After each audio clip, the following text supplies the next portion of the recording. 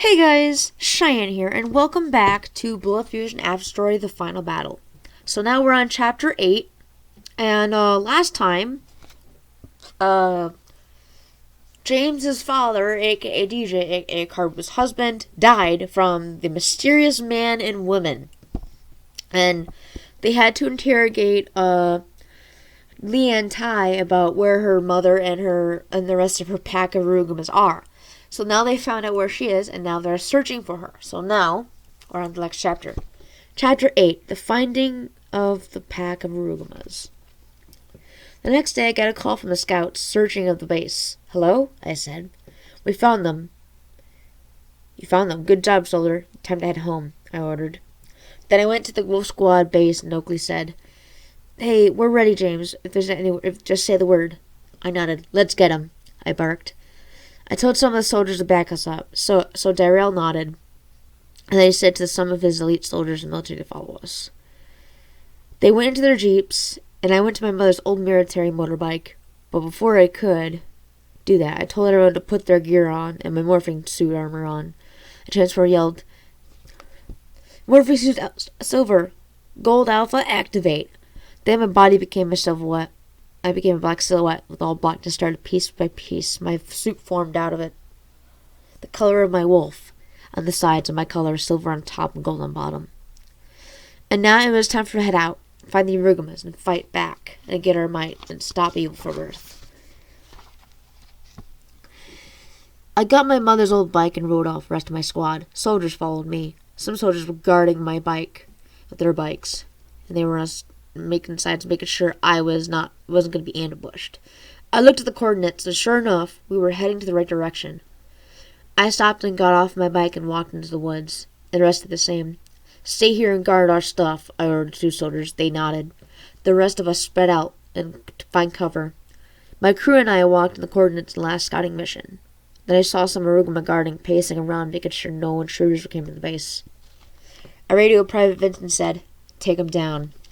Then I heard the suppressor of a sniper. Then they fell down. The crew and I went to the next point of the mission.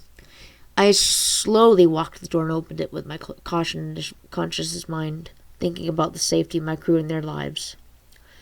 I snuck in there and heard shouting and cheering, like sneaking up on the balcony fence. And we saw some Arugamas fighting each other in their beast forms. I knew one of them, Haley's ex-boyfriend, and another one that I didn't know, Josh's former brown fur and black stripes, the muscles on ripped. Looked like he was built to kill. He was scratching and biting the other guy.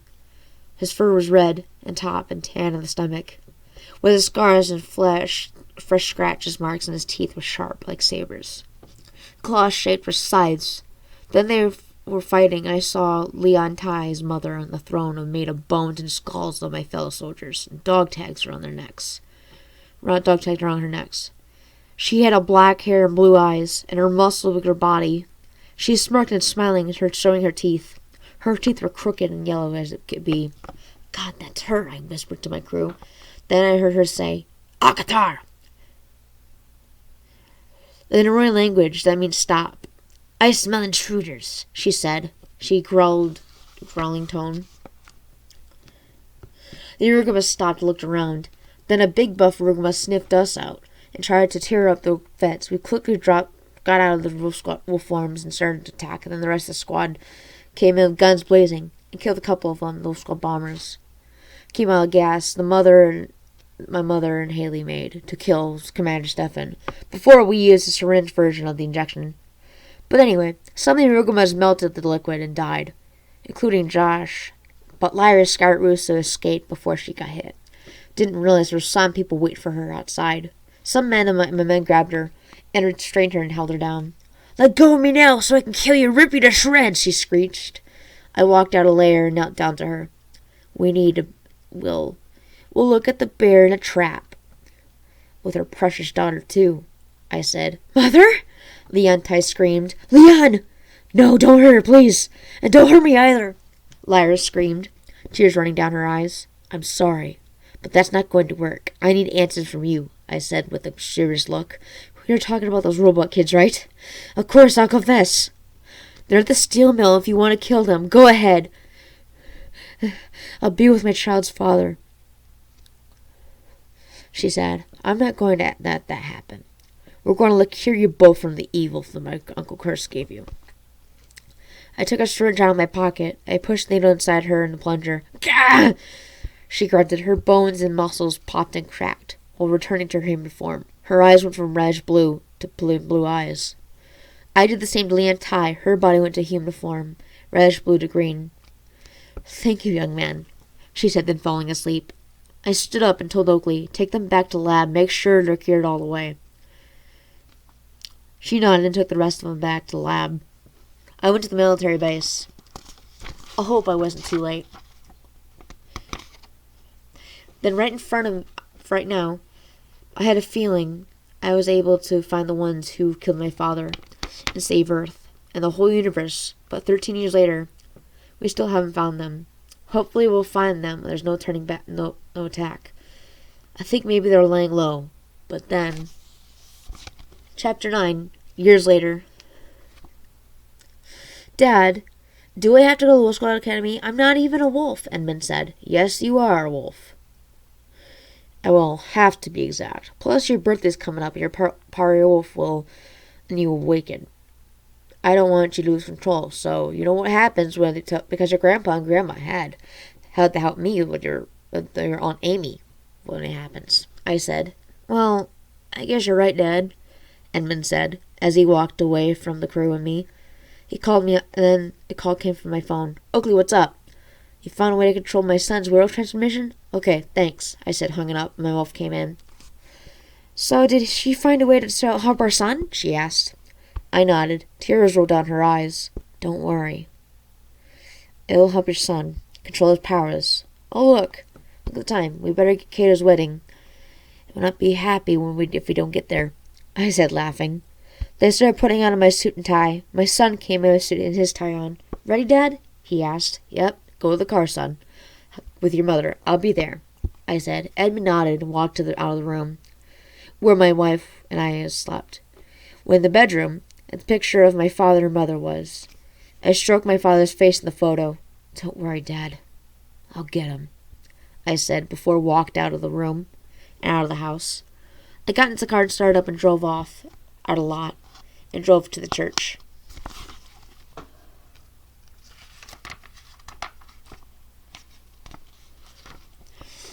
I got there just in time. Uncle Leon and Uncle Leto and my Aunt Abby and the rest of the former Wolf Squad members were there, waiting for us and my wife and son. And I got out of the car. Edmund read to my mother and hugged her. Oakley and Hunter walked to the scene and worried all about our families. When we went into the church, everyone was waiting out at the aisles. I was with Cato. He was pacing around, back and forth, feeling nervous. Dude, don't be nervous. It's your big day. It's gonna be okay, right? I said. I know, but I need to keep my composure. Let's head out and think it's time, Cato said as we walked down the aisle, walked in front of the church. Then the organ began to play, and everyone stood up, and Sonia had a beautiful white dress on, with a golden bracelet on her arm. Her father walked her down the aisle. Her father was a very old, scruffy Adam Levine. He made it to the altar, and then the priest began to speak. Dearly beloved, we are gathered here to witness the bond amendment matrimony of Cato Vince Ulrich Aurora and Sonia Melissa Penson. Cato, repeat after me. I, Cato Vince Ulrich Aurora, the priest said. I, Cato Vince Ulrich Aurora, Cato repeated. Take you, Sonia Melissa Penson, said the priest. Take you, Sonia Melissa Penson, Cato repeated. To be your lawful wedded husband, the priest asked. To be your lawful wedded husband, Cato repeated.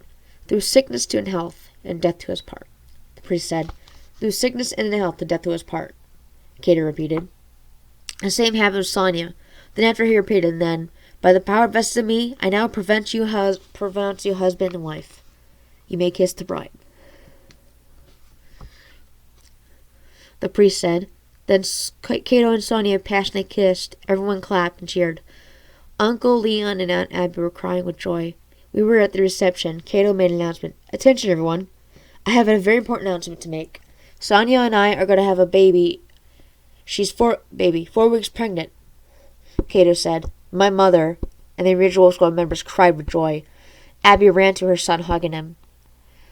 I went over to Cato and patted him on the back and smiled after he gave reception. Well, we went home. My son was asleep, and my wife, Victoria, was looking through out the window. I was driving. It was 8 p.m. We partied all day at the wedding reception. Everything was quiet. As we got home, we were sleeping in the tire and went to bed. But I was still awake thinking my son's birthday is tomorrow. Just hoping he wasn't turning and lose control. Chapter 10. Edmund, Stephanie, and Andrew's first transformation. I woke up bright and early. So did my wife, getting presents ready. Now it was time to get the cake at the store. I started walking down at the door. Victoria came out of the kitchen. Hun? She said. I looked over. Yeah, babe? I asked. We need to talk about your past and about your heritage, she asked. I will, babe. Don't worry, I said, smiling, kissed her and walked out the door. As I was driving, I stopped at the red light. I kept thinking a lot of things, and most of all, my top priority was about my son. I was thinking of my first transformation of myself when I was 14. And the flashback. Ugh! 14-year-old me screamed in the cage. My mother pacing back and forth. Haley was trying to help me out, but she didn't know what was going to worry. Carbu, I think it's his genes of his werewolf, Haley said with a nervous tone. My mother gasped. I think I have her since we were bitten by that man, Michael Morioto. I even passed the genes to him, Amy, as well than my father. DJ ran to the lab with Amy, and Zach with Haley's kids too over. Oh no, not them too! Zach put them in separate cages, put Oakley in one of them, Hunter in the other, and my sister Amy in another cage. My eyes began to turn from green to golden and orange. My bones popped and cracked. My father and mother hugged, crying, and Haley was held by her husband and Zach. All of us were in pain, turning into a werewolf. My fur as a pup was black and gray, and the rest of my sister's cousins were the same. But Amy had a little lighter gray, with a little gold on the back. Hunter had a little black stripe on the back of the toe. Teeth were like sabers. But the pain was gone, and Haley, my mother, tried to talk to me and my sister. My cousins, too, in full English. We calmed down. Haley and Zach fell asleep. Then our mom and dad were asleep next to us in the cage. Then, in the morning, I turned back. I got out of the flashback. The car sound was beeping. I noticed the green light. I drove to the store. Then I had to wait for the bakery to open. So in 20 minutes, the bakery opened. I walked in. Hey, Frankie, you made a special birthday boy? Do you have my special birthday boy? I asked. Little James, I remember when your mom and dad got your cake for your first birthday. Heh. When I was at 14, I was my father. I knew it. Your parents. Ha ha! He chuckled, with a New York accent. Yeah, my son's 14 now this time. I picked up the cake and grabbed my wallet, but Frankie shook his head. Nah, man. It's on the house. Tell you, boy, happy birthday, eh? Frankie said in the New York accent. I smiled. Thanks, man. See ya, I said, walking out of the bakery into my car. As I got back to the house, I made it to the house. The entire family was there. My mother, grandfather, Haley, and Zach, and my friends from high school and my crew. Good, everyone's here to see your mom, Grandpa. Good to see you, Mom, Grandpa, Haley, Zach, Dishon, Gerald, Jessica, Uncle Leon, and Abby. And hi, hey, Nick, Scotty, Andrew, I said. My buddies gave me hugs and a big chest bump. My crew and I and the rest of my friends and family went into the house. Then I told my family and were surprised. Everyone, I need to tell you everything but my heritage about myself. You all know of you part of me, but a whole thing I need to tell you about my wife, and I agreed to it. I know I'm part wolf because the Wolf Squad, and my mother was the leader of it. And it's time for me to tell everything my secret. I pulled out my hands, and flames popped out. I was given a power by a man that the book made in a book that my mother and her crew were in when I was born, and my sister had the ability to control water as well. Now as my heritage, that's another half of me. I said, then a tail formed out of my body. Victoria, I will promise you that I will tell you on our son's 14th birthday. This is why I kept it for so long until now, I said. My wife came running and hugged me. All right, I forgive you. My friends walked up and the Nick said, hey man, I didn't know you were all of us, but you're still friends, no? No matter what, anyway, or how. Nick said, putting his hand out, then took it and gave him a hug and patted me on the back. Thanks, man, I said. Hey, what your friends do? It's what your friends do, Nick said. Hey, where's birthday boy? Derek shouted. Where is he? I asked. I'm right here, Dad, Edmund said. Happy birthday, son. Also, Frankie said happy birthday, and I'm proud of you, today, son. Just stay calm and pull it through, okay? I said. Edmund nodded. That's my boy, I said, hugging him. Then Victoria pulled out the cake and the wax candles and number 13. Number 14. Then everyone started singing a happy birthday song. Then he blew out the candles, and then we ate some cake. Edmund unwrapped his presents, and a specially designed super morphing suit from Major Rocky's son, Kino. My son cried and hugged me and smiled.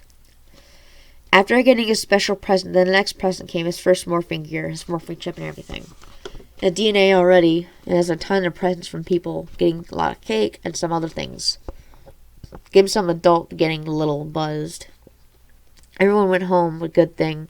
Some cars. Nowadays we have no wheels and there's autopilot. But how to get home was time to go to my lab. My son was sleeping in the car. It was about 7:46 p.m. My son was running out of time, and hopefully his transformation not in the car. We got to the lab just in time, ran to him, brought him in, and put him in the cage. Hopefully we were not too late. It was 8 p.m., and so was Amy and Darrell's. They were waiting for the moment. They were kids before us, and their kids were in the cage as well. Gah! My son screeched. Andrew and Stephanie were grunting. Their voices were getting lower and lower in a distorting voice. I could hear their bones pop and crack. My wife hugged me and cried. I know, I said calmly. My sister and dad were both crying at the same time, holding each other, while their children ran and transformed right in front of their eyes. I could feel what my parents felt when they were doing that, when he did this. One teardrop fell from my face as well. In 45 minutes, his pain stopped, and he was now a regular wolf, but bigger. His fur was golden brown. His eyes were blue-green. Sister's kids, however, Andrew's fur color was gold, purple eyes, and Steffi's color was pure white with blue eyes. Me and my sister, Amy, crouched at their level and calmly said to my son, Son, can you hear me? It's your dad. I said, Stephanie, can you hear me? Amy asked. Their wolves looked at us, whimpered. I pet their forehead, and Amy said to her kids, It's all right. I promise you. My sister and I said at the same time, with a smile. Me and my wife sat down next to the cage. We fell asleep till the next morning. I woke up. My son was back to normal. My wife was already up, looking at him with a smile, and nodded while stroking her son's darkish brown hair. He's fine. Thank you, hon. She said, smiling. I looked at the cage, and it was already unlocked. I nodded and went back to home, carrying my son into the car, and went home and woke up. Dad?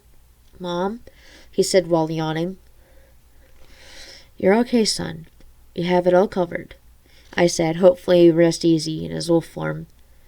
It's like my father's color. I remember 13 years ago, before he died.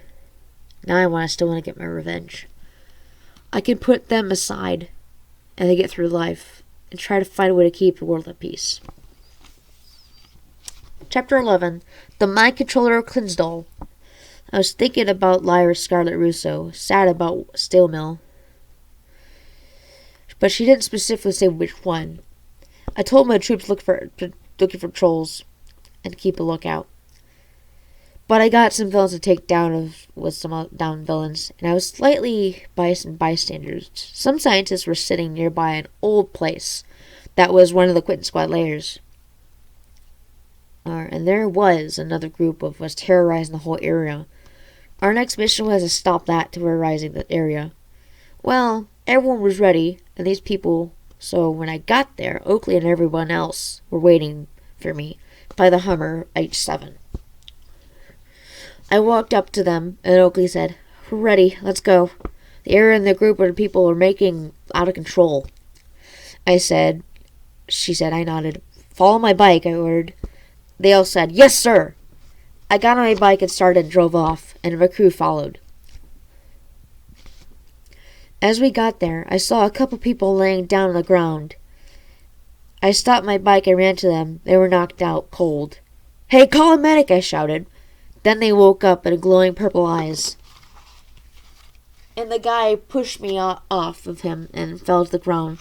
He slowly slinked back as slowly like a robot, and he spoke a word, a distorted voice. Well, Wolf Squad, it appears in time for my do this job for the robot kids. He laughed. Get out of that man's body, I shouted. Oh, I will, but first, this voice distorting coming out of the man said out of the man's body. He tried another person, and which to my surprise, it was Hunter. Hunter got possessed. Ah, that's much better, Hunter said, in the same distorted voice. Hunter became a werewolf in broad daylight. With his werewolf, he was completely different. A werewolf that stood on both legs, and the muzzle was much longer, and ears pointed, and black fur all over his body. Large muscles, and strong-looking. Teeth were sharp as swords. Claws sharp as knives. They were black as night. Eyes were black as night. I was in terror. My best friend has been possessed. So, if you want your friend released from my control, only one condition. Meet me at the abandoned laboratory, where it all began. Just you, James. Where your mother was and your half-blood aunt. The man said in the muscular Hunter's body. Tell me, where is it now? I shouted. You'll find soon enough. You'll find out. We have a twin. But you think they have to poke fun of. The man released Hunter through the purple mist exiting his body. Hunter moaned in pain, turning back to his human form. Bones popped and cracked. He slowly turned back. His face reappeared as his own. Oakley ran to him and caught him before he fell. Hunter, you okay? Oakley said. Hunter nodded with his hand to his head. Yeah, what happened? Hunter asked. I have no clue, but there was a man using your body. They told James to go to the abandoned laboratory, he said. Oakley said. Then I interrupted. To come alone. No one else is to even go. Not even my sister. The rest of you search for survivors. And go back to the lab and stay there. I'll be back, I said. I went on my bike and rode away, leaving my crew behind. I made it to the abandoned laboratory. I parked my bike next to a dead husky, and that had his collar around through his neck. I walked through the door, and slowly, with the maid screeching down, I crept through and looked around, and saw the cage. Hey! I shouted. Where are you? Show yourself! A voice laughed. Then a man appeared out of the darkness, purple aura around his eyes. His eyes were purple as well. I thought you could remember me? The man smiled. You're the controller of Clinsol, of the book that my mother... I said. Trappa Dracula, yes?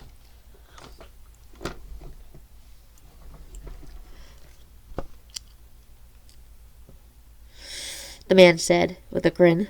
You know why I brought you here, he said. No, what for?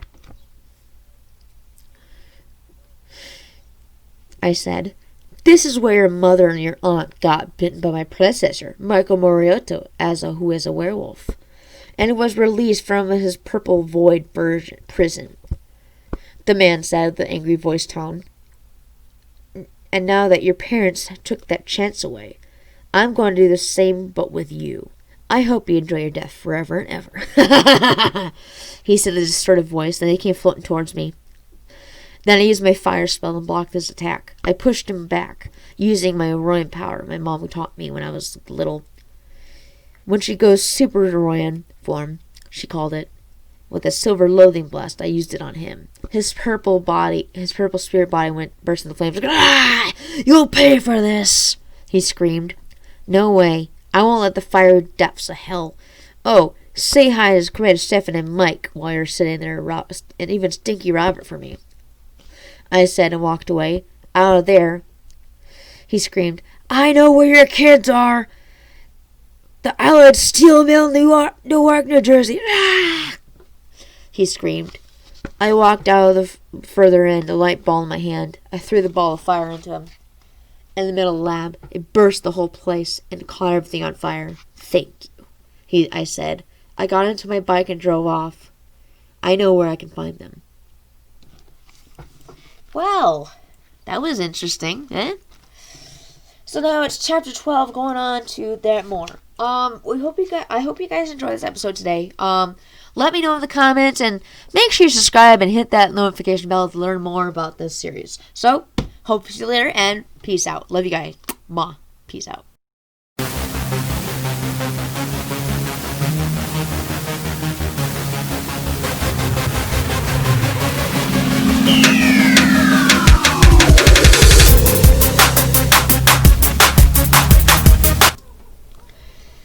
Hey guys, thank you so much for watching the video. If you'd like more, leave down in the description in the comments what you think about it. And if you're new to the channel, please subscribe. I really appreciate it a ton. And I hope you'll be able to see us all in another brand new episode of both either book or a vlog. So, yeah. Alright. Thank you guys for watching. Leave a like, comment, and subscribe. Peace out.